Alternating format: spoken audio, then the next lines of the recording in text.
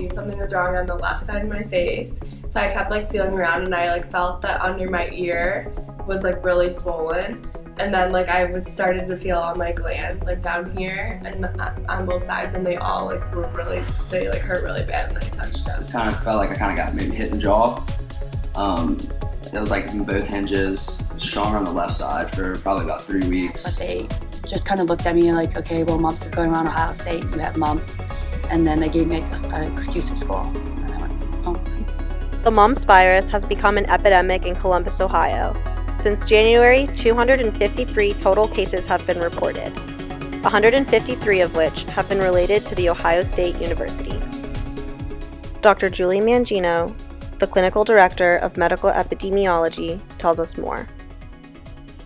Symptoms of the mumps are very similar to influenza virus, and that would be some fevers, body ache, sore throat, and the most important and most visible is swelling of the parotid glands or the salivary glands on both sides of your cheeks. So you get lumpy cheeks, or as we call it now, the mumps. Yeah, it went from swollen cheeks, fevers, aches, swelling going down, fevers, aches leaving, to swollen testicles, fever, aches, and then the swelling going back down. It was just like a weird feeling like all around my jaw. It was just swollen, and When I woke up, and my entire like face was just all swollen down here, and I was like had a fever, so I knew I had to go to urgent care. When I ate, like that's when like it would hurt a little bit more, because I could feel it like tightening in my neck.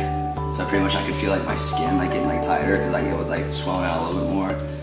Most important to know is that a couple of days before you have the swollen glands in your cheeks, you are infectious for a couple of days, and then you remain infectious at least 5 days after that. So the whole illness is about a week. Coughing, sneezing, saliva, sharing water bottles, upper respiratory tract secretions, I would say. You would need to be within 3 feet and have some conversation. But I think like now I'm just more like a germaphobe.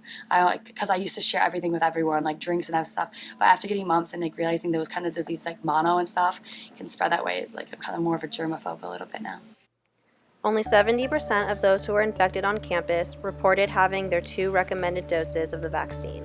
I think it's really, really important to have people understand that by getting your 2 doses of MMR, measles, mumps, and rubella, we're not only combating the current outbreak that's here in Columbus, Ohio, but potentially covering ourselves for what might be coming in the future.